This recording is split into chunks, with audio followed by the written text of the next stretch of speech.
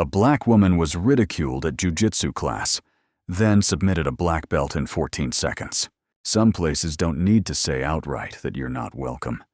You'll feel it in the way they look at you, the way they smirk, and the way they act like you don't belong. An intense and gripping story is unfolding. To continue the journey, hit like and subscribe so you won't miss the next powerful, dramatic story on Black Strength Stories. Monday morning, and Boston was colder than usual for late spring. Along Dorchester Avenue, where luxury gyms sit beside long-standing mom-and-pop stores, a black woman in a worn black hoodie stepped through the glass door of Whitmore Brazilian Jiu-Jitsu, the most prestigious training center in the city. Her name was Cheryl Ross, 35 years old, barely 5 feet 5 inches, compact frame, nothing flashy, but her eyes were sharp, like a hidden blade. At the front desk, Flynn, a blonde-haired young man with neatly slicked back hair, sat with one leg over the other, glued to his phone. When Cheryl stood before him, he didn't bother looking up, just muttered, "You sure you're in the right place?" His voice got lost in the hip-hop track blaring through the speakers, but it was loud enough for a few trainees nearby to glance over. Cheryl responded calmly, "I want to sign up for a class." Flynn, still staring at his phone, handed her a registration form with one hand, like he was offering a menu to an uninvited guest. In that moment, no one had to say anything outright, but the air was thick with condescension. Inside the main hall, around 18 male students, most of them white, most wearing blue belts or higher, were stretching, chatting, laughing. A few gave Cheryl the up and down, making no effort to hide their disdain.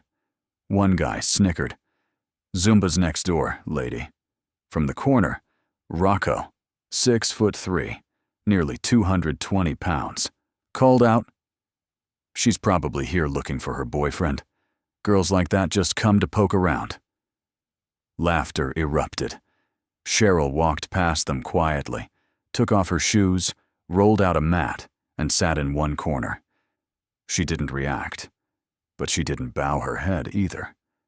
During warm-ups, the coach asked everyone to pair up, but no one, not a single one, stepped toward Cheryl. Everyone quickly found their regular training partners. She stood still for a few seconds. Then Flynn, the same front desk guy, reluctantly said, "I'll go with you, but don't say I didn't warn you." The first drill was practicing the rear naked choke. When it was Flynn's turn on top, he couldn't hide the mockery in his voice. He pressed his knee too hard into her thigh and whispered, "You gonna survive this, princess?" Cheryl said nothing. But when it was her turn to execute the technique, she didn't just apply textbook precision. She adjusted her angle, compressed her shoulder, and secured the position so tightly, Flynn nearly lost his balance on the spot. His eyes widened.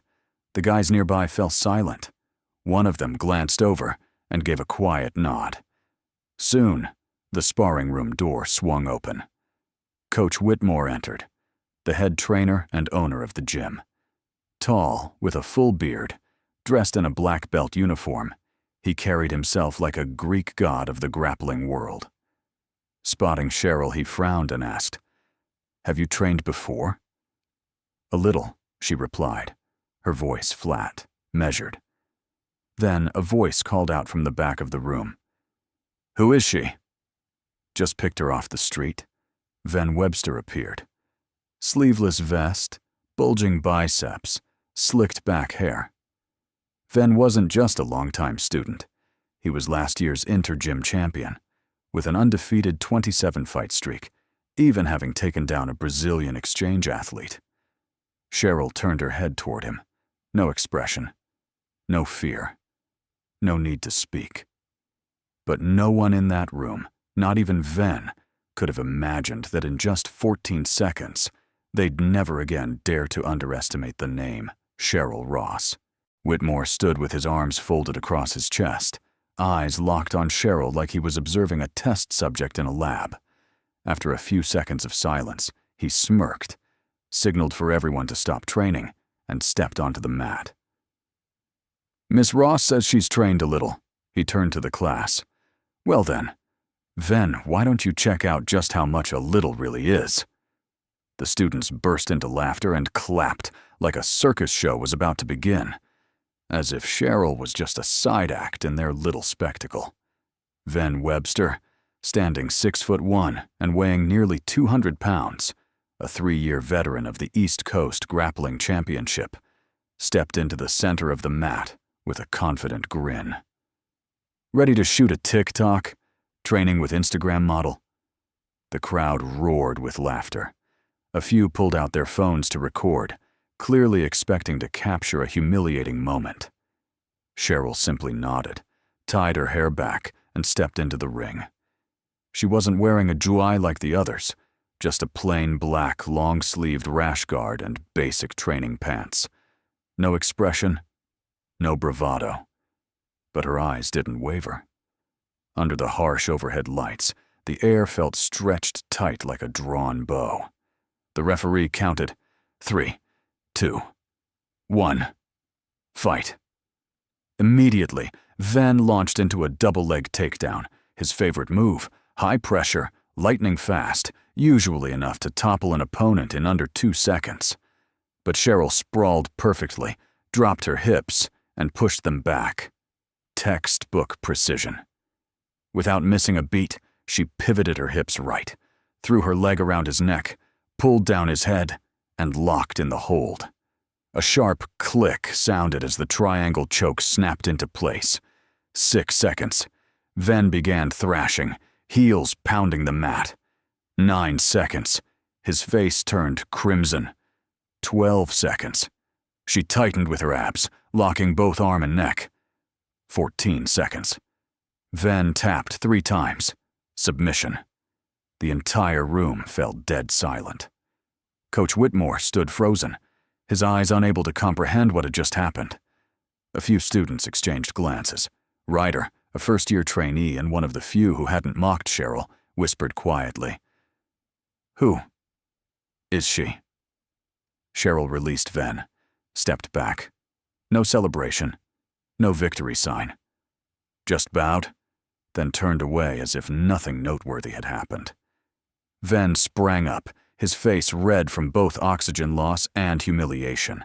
He shouted, "Run it back! I slipped! I wasn't ready!" Cheryl turned her head, eyes steady and calm, and replied, "I've only trained a little." A few phones had captured the moment. The 14-second video was shared before midnight. A short clip titled simply, "Triangle Choke. 14 seconds. Who is she?" Within 4 hours, the clip hit 2,000 views, then 7,000 by sunrise. The comments rolled in. "That's straight textbook technique. She's no amateur. Looks like military training?" That evening, Ryder quietly brought Cheryl a bag of ice, even though she wasn't injured.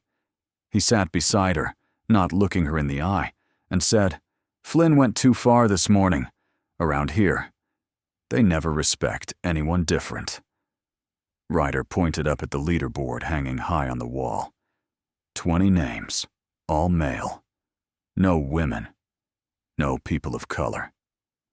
"No one like you's ever had their name up there," Ryder said. "Maybe it's time that changed," Cheryl replied, her hand on the ice pack, eyes fixed on the board. A quiet war had begun, not on the mat, but in the way gazes began to shift. No one there knew it yet, but those past 14 seconds had just ignited a battle that would last for years to come. And Cheryl Ross, the woman mocked for her skin and size, had just taken the first step in breaking down the long-standing wall of discrimination at Whitmore Jiu-Jitsu. Boston at night was usually cold and quiet, but in the small third-floor apartment of an old building in the Dorchester neighborhood, the doors of memory were silently swinging open. Cheryl Ross sat at a wooden desk, holding an old rectangular box with a brass latch that had rusted over the years. She lifted the lid. Inside was a desert camo-patterned belt, so worn that the threads were fraying. On the inner lining was an embroidered code, E287/Spectre, a code name only a few in the military had ever heard of, and even fewer had survived to speak about. As Cheryl picked up the belt, a small photo slipped out. The picture showed two people, her and a man with the same wide smile, nearly identical, like two drops of water.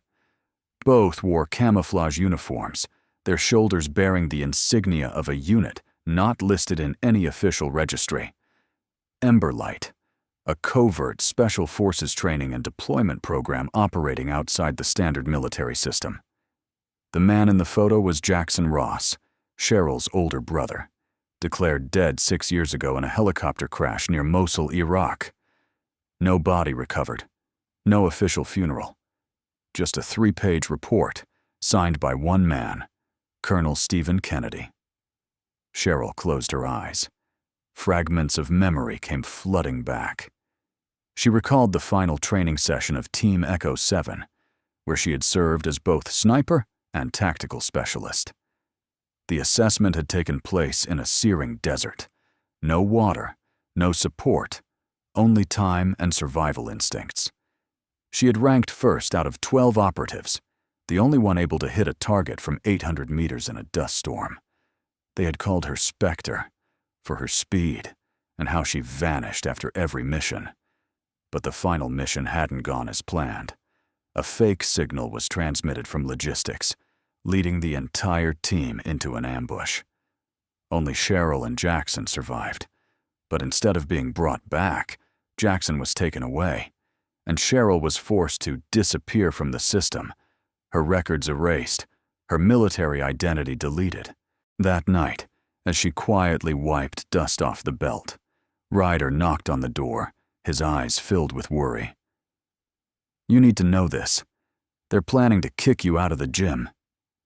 He handed her a secret recording made in the training room. Coach Whitmore's voice rang out, sharp and cold. "Ven, next week, make sure that girl quits. She's attracting too much attention. I already reported to Kennedy. Can't let Spectre show up in this city." Cheryl stiffened. The name, Stephen Kennedy, once again. The former colonel who had ordered Project Emberlight buried, still tracking her. Right here in Boston? Ryder, more tech-savvy than his quiet demeanor suggested, had hacked into the gym's internal group chat. He had found a hidden video clip from the 14-second match, not the regular version, but a technical analysis, titled, "Spectre is Alive?" Below the video were hundreds of comments, mostly from anonymous accounts, encrypted in military-grade code. One comment stood out. "That hip transition, that's exclusive to Echo 7. No one but Spectre ever used it like that."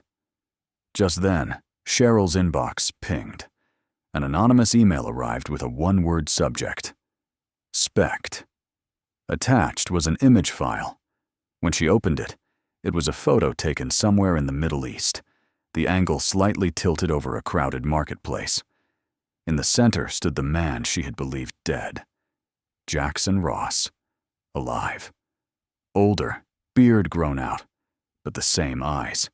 Eyes she could never forget. Everything was clearer than ever. Cheryl could no longer remain hidden. She was no longer the ridiculed newcomer at the gym.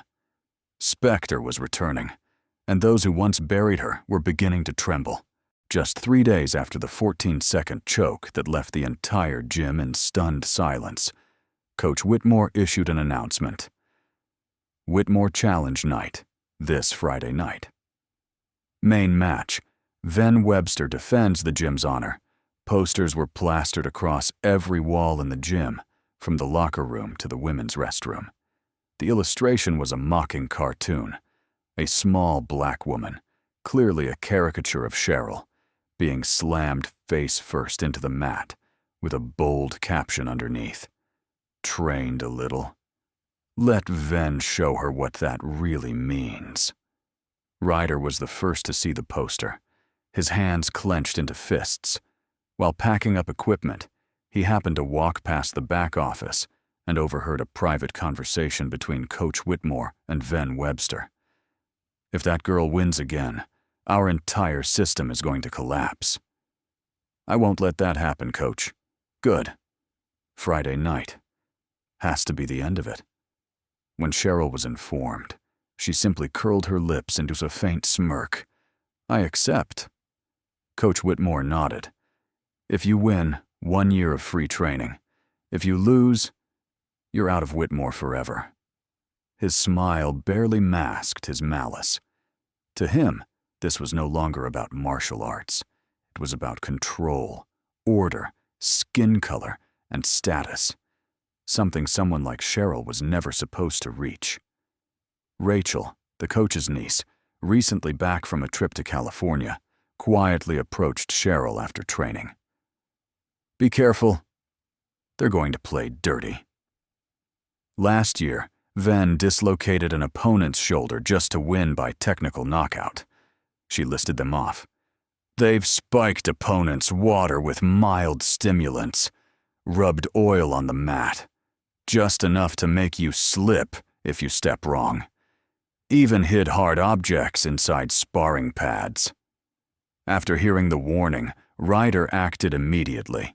He planted a tiny mic under the trainer's bench to record conversations, backed up all of Cheryl's training footage to a cloud drive, and prepared an auto-release file in case anything went wrong. The night before the fight, Cheryl stayed home, turned off all the lights, and meditated in front of an old photo of her and Jackson. On the wall, her old belt hung neatly. She didn't speak, didn't cry. She simply rehearsed each move. The triangle choke, the crossbody lock from the guard position, and especially the silent slide using the tips of her toes to close distance without a sound, a technique reserved only for elite special forces. Challenge night arrived. More than 100 people showed up, twice the usual crowd. A few figures from Boston's MMA community attended discreetly. Everyone wanted to witness the special entertainment.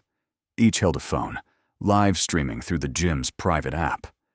Ven stepped out in red sparring armor, his name embroidered boldly. Webster, Iron Arm. He thumped his chest and cast a defiant gaze at the stands. Cheryl entered next, silent, no speech. She simply tied her hair, secured her belt, and bowed to the referee. No logos, no armor. The referee counted down. 3. 2 dots. 1 ... fight. Ven went for his usual tactic, a double leg takedown. But this time, he feinted a jab before lunging in. But Cheryl had learned.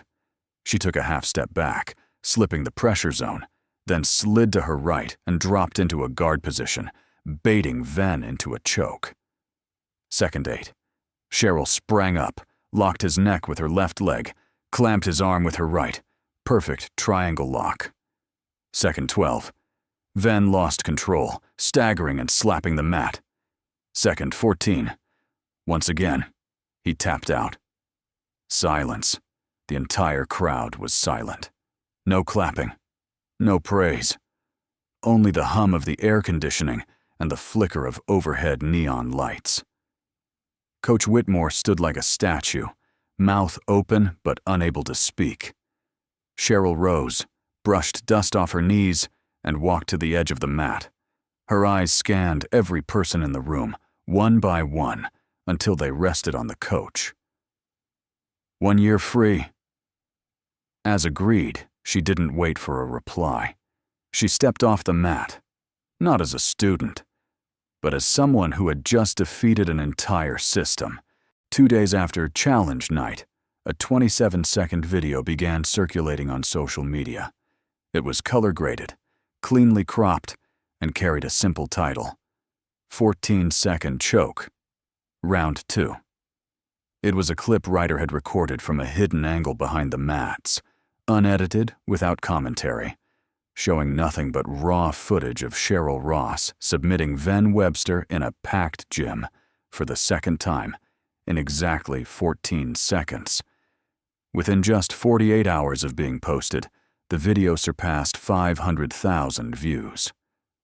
On Reddit and Jiu-Jitsu forums like BJJ Underground, Grappling Hive, and even on Twitter, hundreds of comments began appearing. Cleanest triangle choke I've ever seen. Hip switch like a machine. No way she's an amateur. Is Spectre real?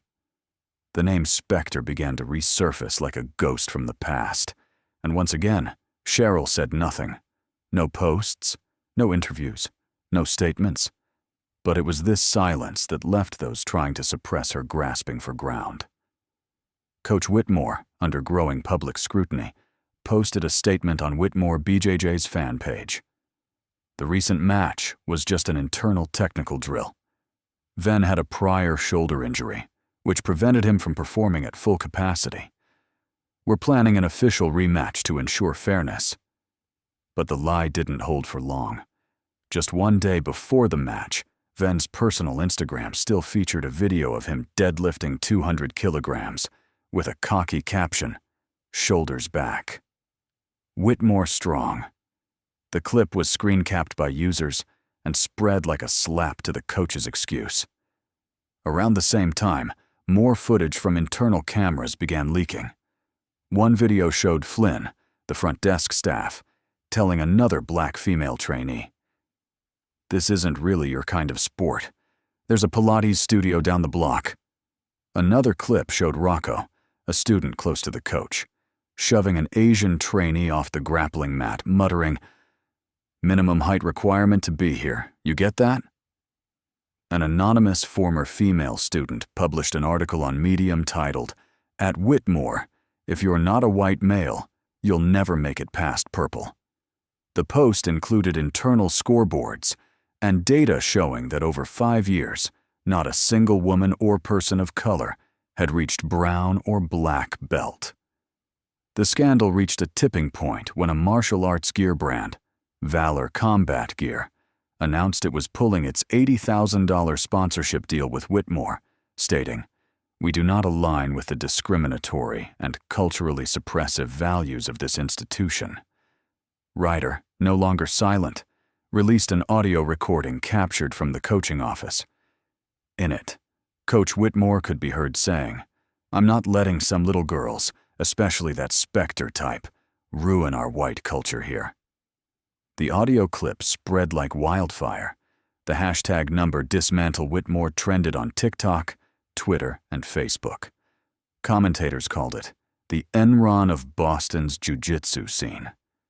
Rachel, the coach's niece, and once considered heir to the Whitmore brand, released a public apology in the Boston Chronicle.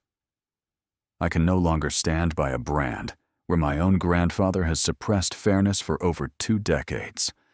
I'm sorry for staying silent this long." Ven, after being barred from the rematch, was caught on security footage trashing the men's restroom, kicking chairs, smashing a water pack into the mirror. The gym was forced to release a statement. Ven Webster has been suspended indefinitely. His actions do not reflect the values of Whitmore. But everyone knew. This wasn't just about Ven or the coach. It was a system that had been rotting from within. One by one, the bricks that built the empire of discrimination at Whitmore began to fall. Not through punches or grapples, but through truth, evidence, and the name Spectre they once tried to bury. One night in early April, as Cheryl sat by the window of her small apartment in South Boston, an unnamed email appeared. The subject line had only one word: Spect. The attached file was a blurry photo, but far too clear to be mistaken. A black man with slightly long curly hair stood by a fruit stall in the middle of a Middle Eastern market. In his hand was an Arabic-language newspaper dated the previous day, a living proof. Cheryl jumped to her feet. Her face went pale. The man in the photo was Jackson Ross, her brother, the one the U.S. government had declared dead in an MH-60 Black Hawk helicopter crash in Mosul, Iraq, 6 years ago. No body was recovered, only fragments of armor and a few bloodstains. The family received a wooden box draped in a national flag, sealed shut. In the lower corner of the photo, Jackson held up a distinct hand sign, the private signal the two siblings had used since childhood, with the index and pinky fingers touching, palm facing downward, a silent way of saying, "I'm alive, under control, not safe to make contact." Without delay, Cheryl drove overnight to the town of Millbury, 40 miles west of Boston. There, in a dusty wooden house, Raymond, the former logistics officer of Project Emberlight, lived under the alias Gabe Carter. He wasn't surprised to see Cheryl knocking at his door. "I figured you'd finally see that photo," Raymond said, his eyes steady as though he'd been waiting for this moment for a long time. Inside the small room, among boxes of dusty files, Cheryl sat across from the man once known as the Devil's Left Hand. Raymond pulled out a hard drive wrapped in silver duct tape. Inside this are 16 Black Ops missions Jackson was forced to carry out between 2020 and 2024. Nobody knows about them. No official records. Most of it was off-the-books assassinations. Guerrilla leaders, scientists, even journalists. Cheryl plugged the drive into her private encryption device and saw every combat log entry from Jackson. Time, location, target, and most of all, his final note. "I don't know how much longer I can hold on." Raymond spoke bluntly, without sugarcoating. Stephen Kennedy, the top coordinator, didn't kill Jackson. He staged that death to control you. He knew that by holding your brother's life, he could control the most dangerous asset the program ever created. Spectre. Cheryl fell silent. The fragments of memory returned like crashing waves. The training under 115 degrees Fahrenheit in the Mojave Desert, where she ran 18 miles with 45 pounds on her back. The psychological test, where she broke the entire simulation system. And the final combat mission, where she vanished from the system to preserve her identity. At that moment, Ryder, after several nights hacking into a covert military forum called Tango 13, sent Cheryl an urgent message. "I found it. Someone just posted, 'Spectre is back.' And more importantly, they analyzed your reaction speed in the clip where you fought Ven. One member used frame analysis software. Reflex time, 0.21 seconds. That's within the top 0.4% of special operatives worldwide." That same night, a message from a masked IP address reached Cheryl. No explanation. Just one line. "Want the truth? Come get it." Attached was a GPS coordinate deep in the New Mexico desert. Cheryl opened the map. It was land once used as a nuclear missile testing site, now erased from all active military maps. No roads in. No cell signal. But satellite data showed 3 layers of perimeter security, seismic sensors, thermal cameras, and an underground bunker emitting a strong electrical field, likely a covert base of Project Emberlight, where Jackson might be imprisoned or carrying out his final mission. Cheryl knew this was no longer about a jiu-jitsu match or racial bias in a gym. This was a war for survival, of memory, truth, and blood. And this time, she would not retreat. At 3 a.m., beneath the thick darkness of night, Cheryl Ross, Ryder, and Rachel quietly set out. They left Boston in an SUV rented with a fake card, crossed 3 states, Massachusetts, Connecticut, and Pennsylvania, then switched to an old pickup truck, bought with cash. Along the way, they changed SIM cards, turned off GPS, and used paper maps. Cheryl ensured that not a single signal could give away their location. She knew all too well. This system was built to hunt, to extinguish, never to let anyone survive with the truth. The coordinates led them to a barren desert in New Mexico, far from any town. Red sand blanketed every direction. Nighttime temperatures dropped to 6 degrees Celsius. Not a single power pole, not a tire track. only the deadly silence and the sound of wind scraping across the stone. As they neared the target area, Ryder activated a signal disruption scanner he had secretly taken from MIT's tech lab. The red light blinked. There were electromagnetic and radar signals buried underground. Rachel, who had once taken a national defense security course in her engineering program, used an optical scope to confirm. At least 6 camouflaged cameras and 4 active infrared sensors. Suddenly, out of the shadows, a man appeared, dressed in black, wearing tactical boots, his eyes hidden behind mirrored sunglasses. His voice was emotionless. "Spectre, they're waiting for you." Cheryl didn't move, her eyes steady. "I didn't come alone." The man tilted his head. "That's your mistake." With no way to retreat, all 3 were ordered inside. A metal door opened from beneath the ground, revealing a steel staircase descending into a deep bunker. They stepped into a space the outside world believed had been dismantled in 1998. 3 underground levels connected by an old elevator system, rope ladders, and narrow passageways. Inside smelled of damp metal, wiring, and old gunpowder. Stacked IBM servers lined the corridors, some still flickering to life, green and yellow lights blinking faintly in the dark. Cheryl recognized the place. It had once been a secondary command center for Project Emberlight, used to process data from Black Ops missions. On the 3rd basement level, a large door swung open. Stephen Kennedy stood there, just as Cheryl remembered him. Short silver hair, black military uniform without insignia, and an icy stare.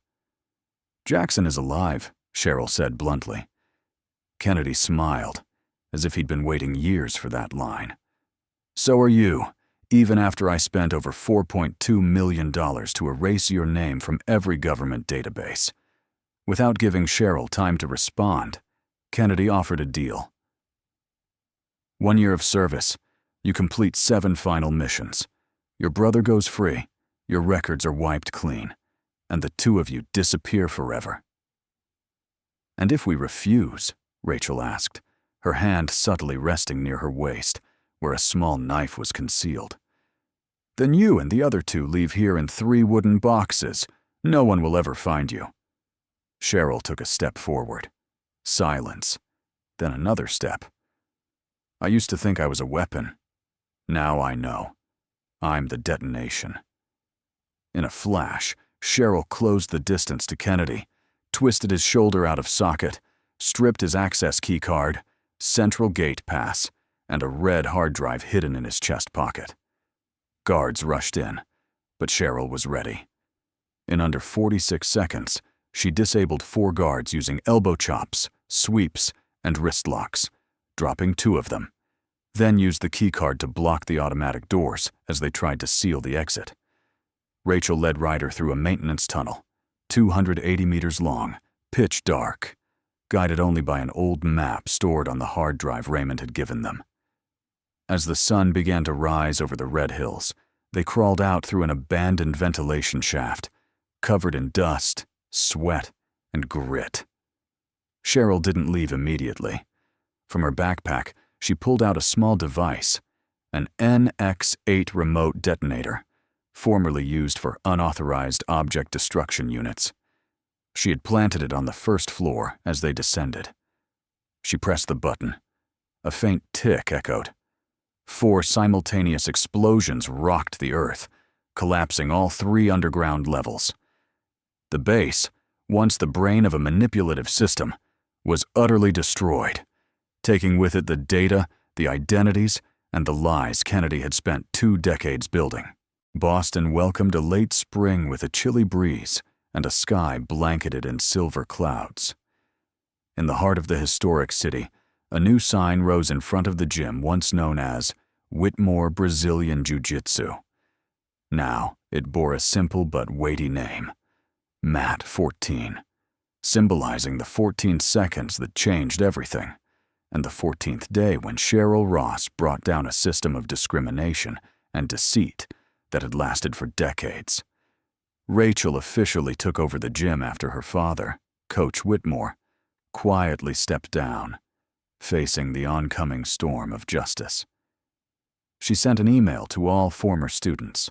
I can't change the past, but I can build a future where everyone has the right to exist without needing permission. Inside the gym, a new banner hung on the red brick wall. Skill, respect, community. Before enrolling, every member had to sign the dojo ethics commitment, pledging no discrimination, no bullying, no concealment. Ryder, the boy who once stayed silent and avoided conflict, now led children's classes. The first session of anti-bullying and school self-defense had 12 students, 4 of whom were children of color who had dropped out of other martial arts schools due to discrimination.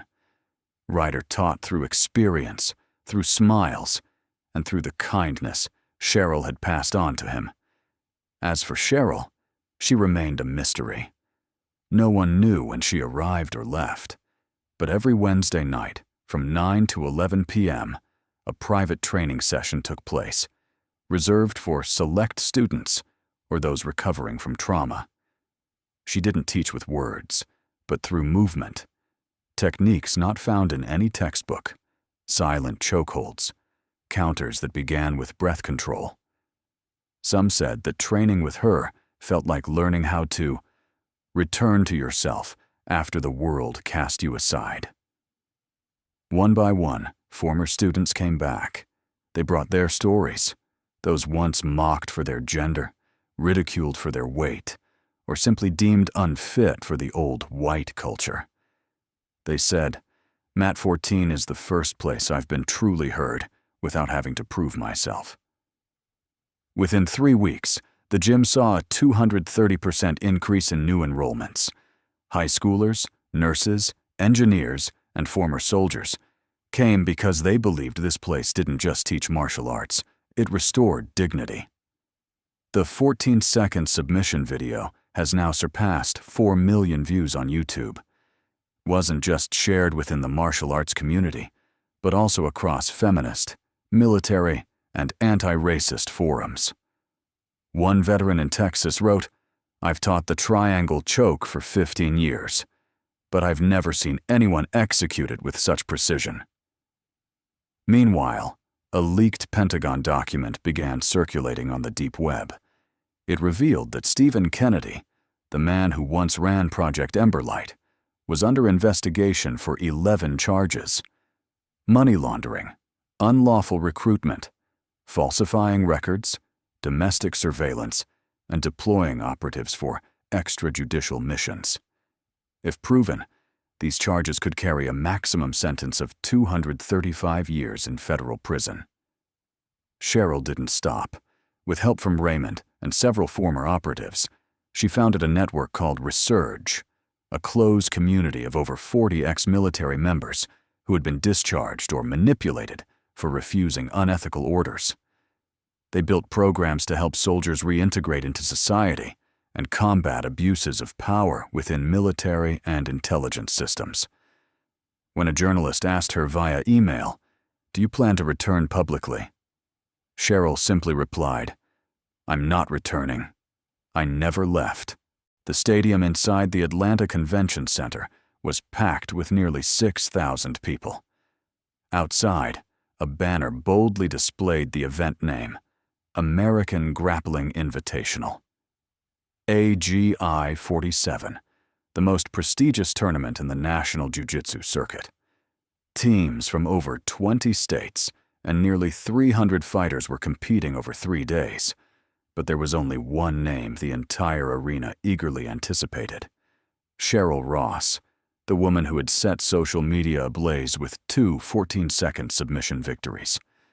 Cheryl had been invited as an honorary guest to demonstrate advanced techniques for senior coaches. Her scheduled presentation was only 20 minutes long, but the crowd buzzed when a tall man in a black belt stepped into the center mat, holding a microphone. Van Webster. His eyes no longer held the arrogance they once did. He spoke briefly, but his voice was clear. "I need to know. Was it just luck last time?" The audience fell silent. Murmurs rippled through the crowd. Some whistled in encouragement, while others held their breath as if witnessing fate unfold. Cheryl looked at him for a long moment, then nodded. The organizers quickly issued rules for the exhibition rematch. 5 minutes, point-based scoring. No submissions, no chokeholds, no excessive force. The goal was to showcase precision and technical control, not revenge. Both stepped onto the mat and bowed. Ven was no longer the prideful brute of the past. He moved steadily, without rushing, keeping his center of gravity low and watching for even the slightest reactions from his opponent. For the first 2 minutes, the audience witnessed a true battle of strategy. Not a contest of strength, but of millimeter by millimeter advantage. Cheryl, as always, was calm as still water. She moved in arcs, redirecting pressure from Ven's shoulders with her hips, using cutting angles to neutralize his grips. In the 3rd minute, she executed a feint X-pass, causing Ven to lose balance and fall to the mat, giving her the first 2 points. The crowd erupted, not for the takedown, but for the grace in her execution. In the final minute, Ven attempted a guard pull to trap Cheryl, but she transitioned smoothly into a Toreando pass, earning 3 more points. The whistle blew. Cheryl won 5-0. No submission, no theatrics, just a grappling match as clean and technical as a textbook. Ven, panting, dropped to one knee. In a strange moment, he looked up and extended his hand. "I used to hate you. Thought you were just some abnormal experiment. But now I've learned from you." Cheryl took his hand and helped him to his feet. "I don't need you to like me, Ven. I just need you to respect the art. And your students." The crowd rose to their feet, applauding. No more boos, no more suspicious stares. Cheryl stepped to the center, took the microphone, and looked around. Then she spoke. "The truth isn't in how many belts you wear or how many times you win. It's in how you treat the powerless when no one's watching. When I walked into Whitmore, they said I didn't belong. But what I learned from jiu-jitsu wasn't how to choke people out. It was how not to be suffocated by lies." Her words echoed through the hall. A live-streaming journalist posted the clip with the hashtag number 14 seconds to respect. Within 3 hours, it had been shared over 120,000 times.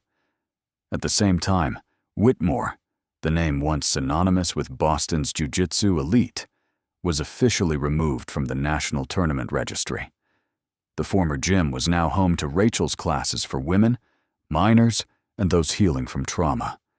They weren't training to win. They were training to stand tall.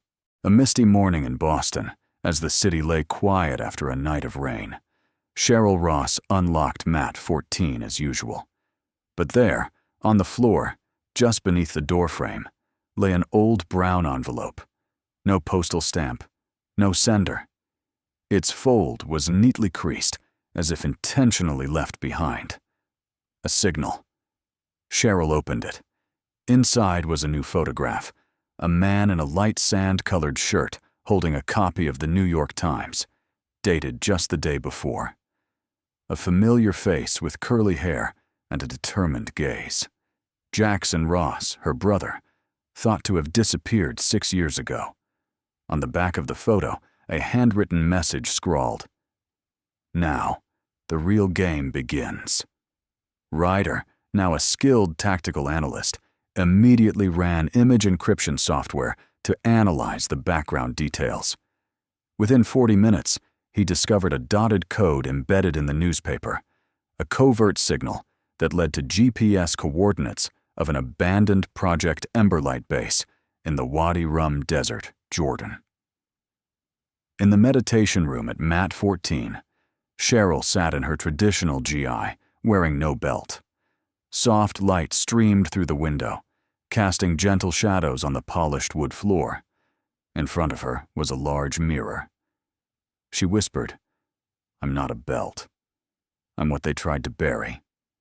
Rachel entered through the side door, holding a clipboard with new course registrations. Ryder followed, laptop still open, its screen displaying a map of the Middle East and encrypted satellite signal routes. Behind them stood a group of students, white, black, Asian, Latinx, male, female, non-binary. No one looked the same, but all wore white GIs, standing in a semicircle around Cheryl. No longer just a martial arts gym, Mat 14 had become a center for character, strategy, skill, and human rights. A place where those pushed to the edges of society could learn to stand, defend, and fight back with intellect. Cheryl opened a file extracted from Kennedy's hard drive, the very one she had bled to obtain.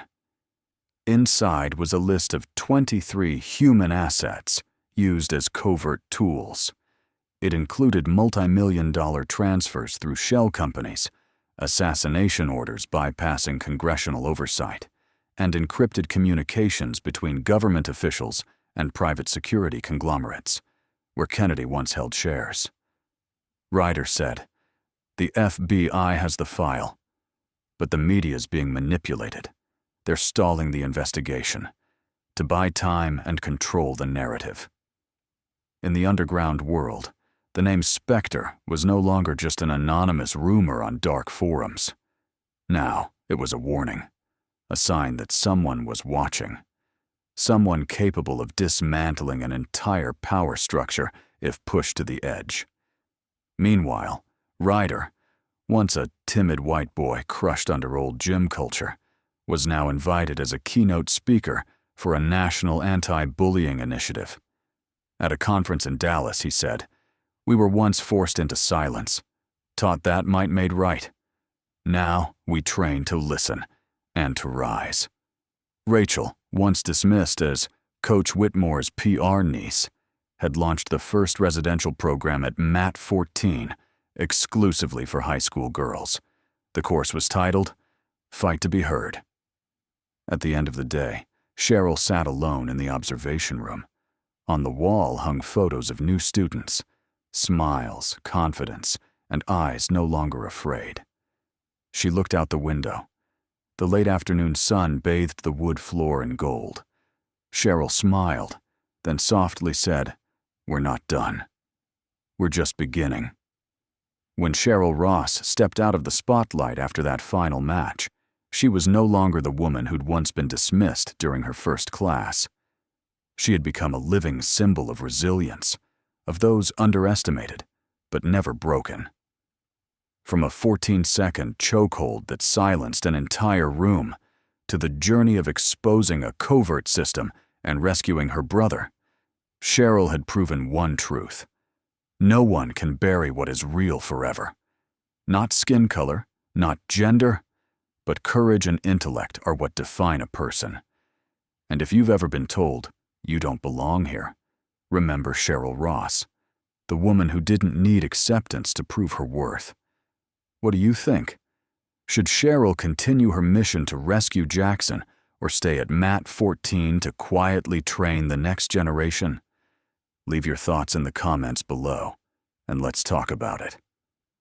And don't forget to like and subscribe to Black Strength Stories so you never miss these powerful narratives, stunning reversals, and the kind of strength that rises from the most unexpected places.